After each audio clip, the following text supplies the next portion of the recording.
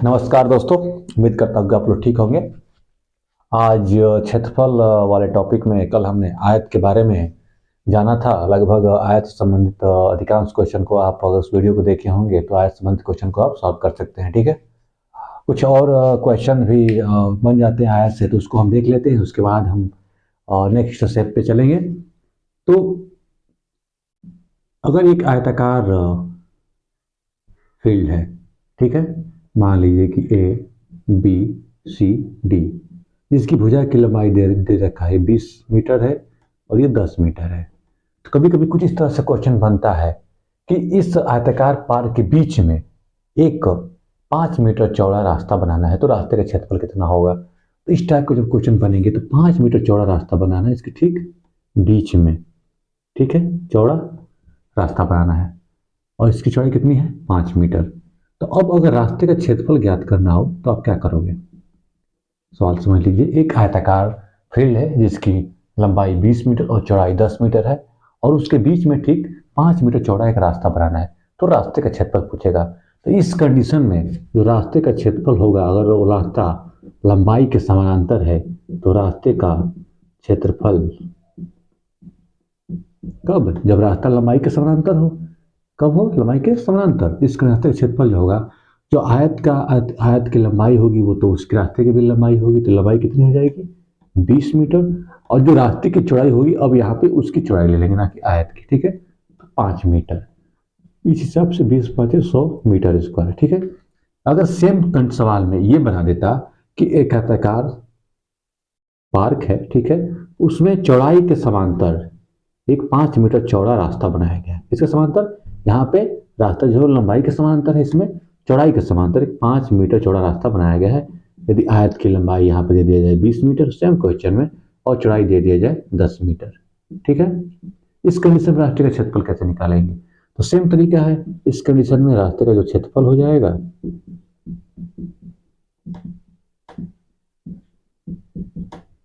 अब इस कंडीशन रास्ते का क्षेत्रफल क्या हो जाएगा, अब इसकी जो लंबाई होगी वो हम कितना लेंगे 5, यानी कि अब जो चौड़ाई है वो लंबाई, यहाँ पे तो चौड़ाई होगी तो 5 हो जाएगी। अब इसकी लंबाई जो होगी वो आयत की चौड़ाई के बराबर होगी, क्योंकि यहाँ ज़्यादा लंबा दिख रहा है। कितना हो जाएगा 10 मीटर और चौड़ाई 5 मीटर, ठीक है। इस हिसाब से ये 50 मीटर स्क्वायर, ठीक है। तो आयत में मैंने अभी पीछे वीडियो जितने भी हमने प्रकार पढ़े उसमें दो चीज़ और ऐड कर लीजिएगा। इस सवाल को थोड़ा अगर और कंजस्टेड बनाना चाहे तो कुछ इस तरह से बना सकता है कि एक आयताकार खेत है और उसमें लंबाई के समानांतर 5 सेंटीमीटर चौड़ा एक रास्ता है, ठीक है, 5 मीटर, और फिर चौड़ाई के समांतर दोनों एक दूसरे को काटते हो और इसकी भी चौड़ाई 5 मीटर दे रखा है और आयत की चौड़ाई 20 मीटर और आयत की लंबाई 10 मीटर। इस टाइप के क्वेश्चन को ऐसे सॉल्व करेंगे, ठीक है। ये देखते हैं, सबसे पहले इस रास्ते को थोड़ा सा अलग डिजाइन कर लिया जाए।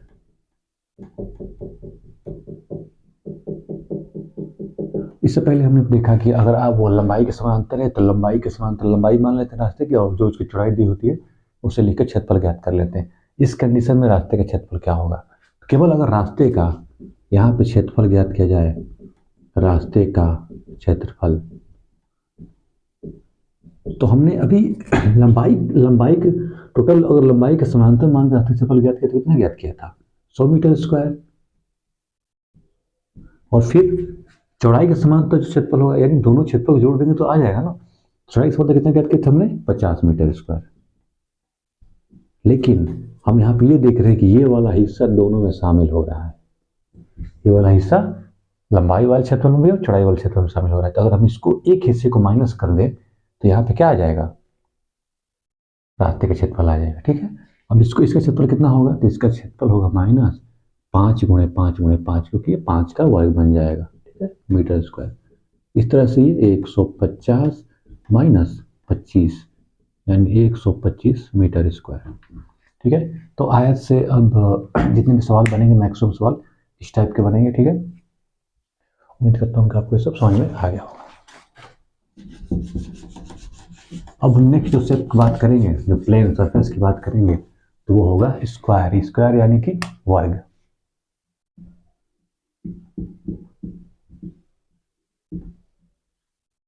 वर्ग, वर्ग भी एक प्रकार का चतुर्भुज है, बस आयत और वर्ग में अंतर ये है, वर्ग जो चतुर्भुज है उसकी चारों भुजाएं क्या होती हैं, आपस में समान होती हैं। चारों भुजाएं आपस में समान होती है, वर्ग के लिए पहला शर्त समान होती है। ठीक है, दूसरा कंडीशन क्या होना चाहिए, चारों कोण जो होते हैं, चारों कोण समकोण, समकोण यानी कि 90 डिग्री के होते हैं। ठीक है, अगर ऐसी आपको आकृति मिली जिसकी चारों भुजाएं समान हो और उसके चारों कोण 90 डिग्री के हो तो क्या होगा, वर्ग होगा, यानी कि स्क्वायर होगा। मान लीजिए चित्र में एक मैंने स्क्वायर बनाया,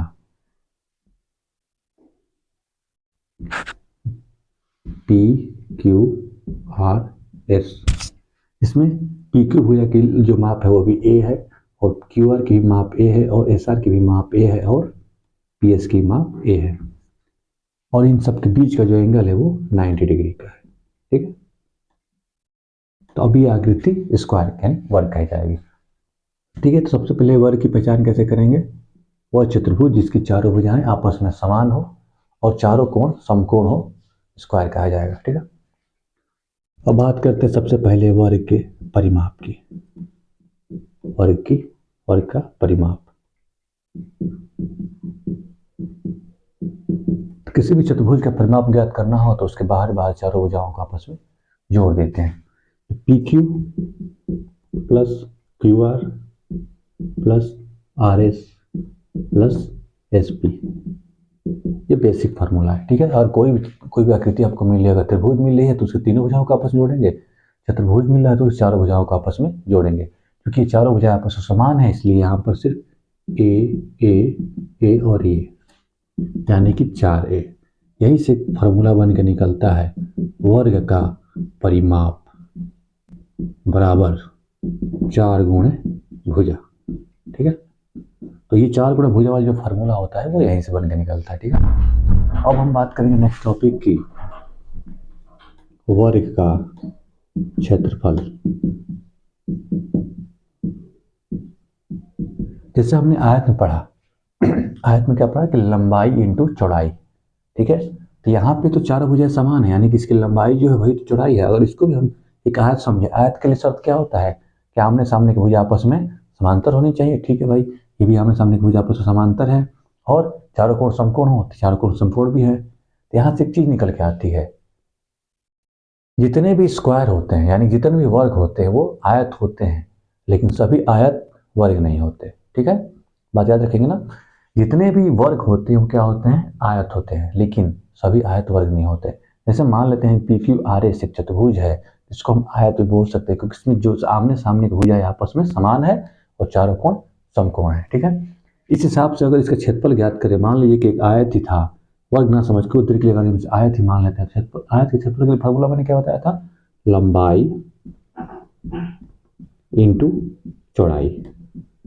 ठीक है, इस कंडीशन में इसकी लंबाई भी क्या है, ए है, और चौड़ाई भी ए है, यानी कि ए स्क्वायर।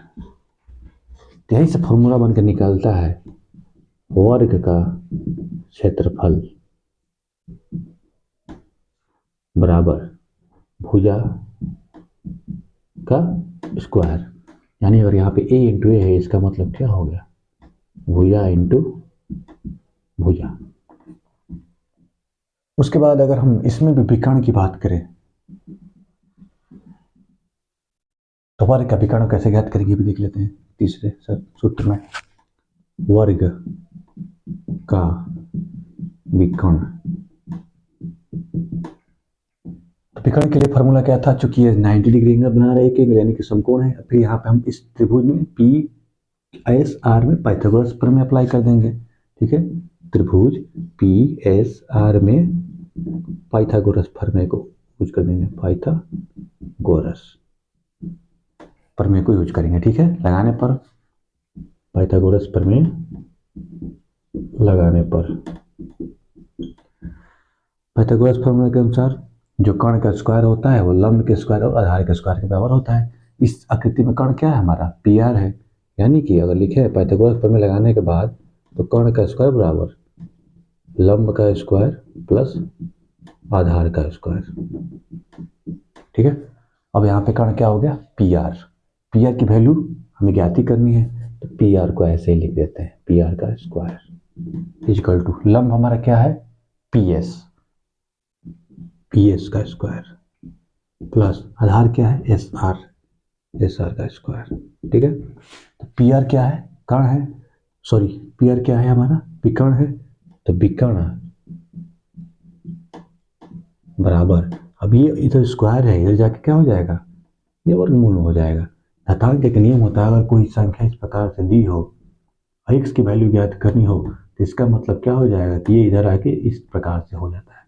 और किसी भी संख्या के घात 1/2 हो, उसका मतलब होता है कि संख्या अंडर रूट में नहीं, उस संख्या का वर्गमूल ज्ञात करना हो। ठीक है, तो यहाँ से इस प्रकार से ये अंदर चला जाएगा। ठीक है, अब पी एस की वैल्यू क्या निकाल रखे हमने, क्यू ए, ठीक है, ए स्क्वायर प्लस एस आर की वैल्यू भी ए ही है क्योंकि ए स्क्वायर है।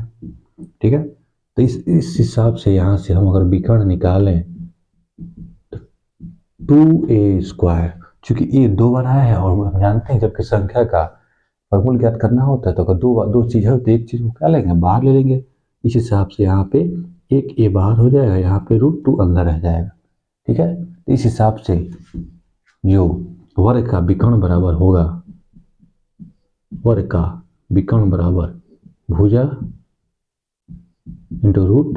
तो कुछ इस प्रकार से हम स्क्वायर को जाना, स्क्वायर किसे कहते हैं, तो चारों भुजा आपस में समान हो और चारों को समकोण हो। ठीक है, उसके बाद हमने वर्ग का परिमाप, वर्ग का लंब, वर्ग का क्षेत्रफल और वर्ग का विकर्ण ज्ञात किया। ठीक है, आइए हम इस पे एक एक सवाल करके देख लेते हैं।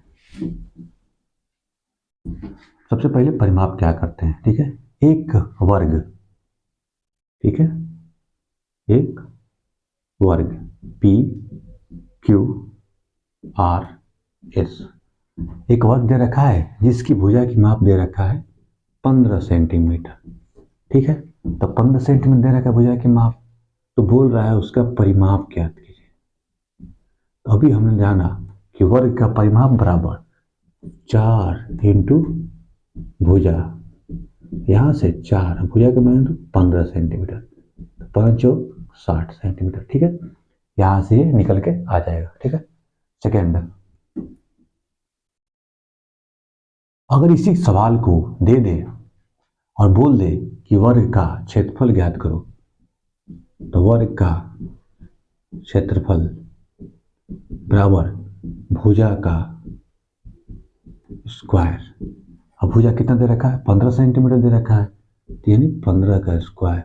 इसमें संख्या घात लग जाएगी, उस संख्या का आपस में उतनी बार गुणा, 2 घात लगाए तो 2 बार गुणा, 15 गुणा 15 225 सेंटीमीटर स्क्वायर। ठीक है, उसके बाद अगर इसमें ये भी दे दे कि विकर्ण ज्ञात कीजिए, ठीक है, तो विकर्ण बराबर होता है भुजा इंटू अंडर रूट 2, और भुजा की वैल्यू दे रखा है कितना, 15 सेंटीमीटर, तो 15√2 सेंटीमीटर, ये हमारा विकर्ण हो जाएगा। इस प्रकार से हम स्क्वायर से लगभग जितने भी क्वेश्चन बनते हैं बेसिक लेवल पे या फिर +2 लेवल के एसएससी के एग्जामों में भी, यहाँ से आप उसको सॉल्व कर लेते हैं। अब एग्जामिनर के ऊपर डिपेंड करता है कि अगर विकर्ण का मान ही दे देता है 20√2 और कहता है कि वर्ग का क्षेत्रफल ज्ञात कीजिए, तो आइए कुछ हम सवाल इस पर बना के चेक कर लेते हैं।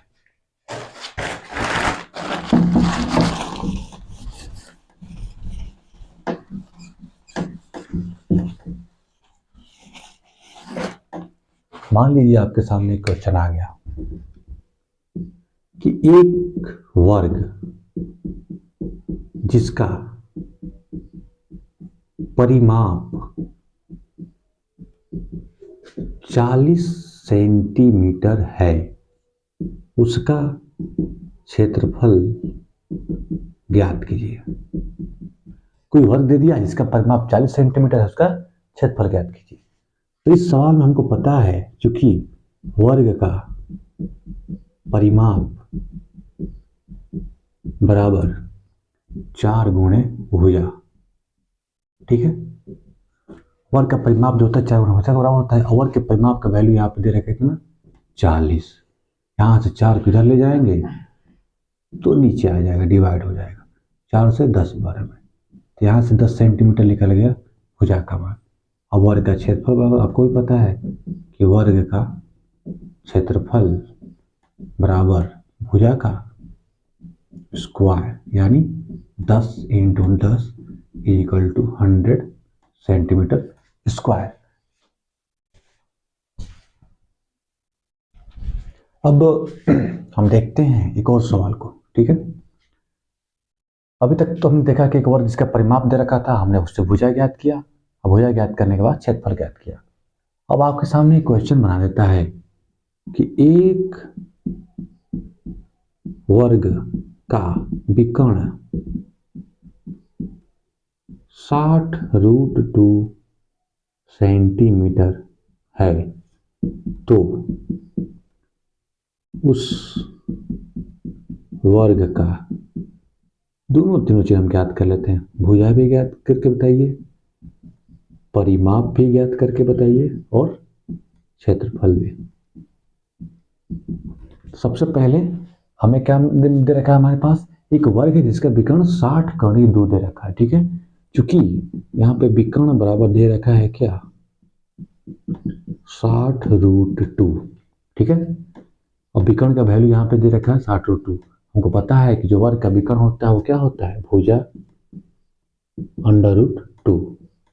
तो चूंकि ये इसका वैल्यू दे रखा है 7, √2 से √2 कट जाएगा, यहाँ पे भुजा निकल के आ जाएगी कितनी, 60 सेंटीमीटर। क्योंकि हमने वर्ग यहाँ से भुजा को ज्ञात कर लिया कितना, 60 सेंटीमीटर। तो परिमाप बराबर क्या होता है, 4 गुणे भुजा, यानी 4 इंटू 60 बराबर 240 सेंटीमीटर, ठीक है। अब आते हैं क्षेत्रफल पे। क्षेत्रफल पे बात आती है तो वर्ग का क्षेत्रफल बराबर क्या होता है, भुजा का स्क्वायर। अब भुजा का वैल्यू हम निकालिए 60, तो यहाँ पे 60 इंटू 60 यानी 3600 सेंटीमीटर स्क्वायर। तो इस प्रकार से हमने आज के इस वीडियो में और टॉपिक में स्क्वायर यानी कि वर्ग को देखा, और वर्ग किसे कहते हैं, वर्ग से किस टाइप क्वेश्चन बनते हैं, और वर्ग के जितने भी सूत्र होते हैं हमने उनका सूत्र को भी निकाला और सूत्र के माध्यम से सवाल को भी सॉल्व किया।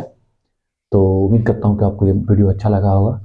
उसके बाद हम इसके अगले पार्ट में जो आकृति की क्षेत्रफल की बात आएगी तो हम उसमें त्रिभुज की बात करेंगे, फिर वृत्त, उस तरह से हम आगे बढ़ते जाएंगे, ठीक है। तो फिलहाल ये वीडियो लगभग 20 मिनट के आसपास पहुंच गया होगा, तो इससे ज़्यादा लंबा वीडियो मैं बनाता नहीं। तो फिर जय हिंद, जय भारत।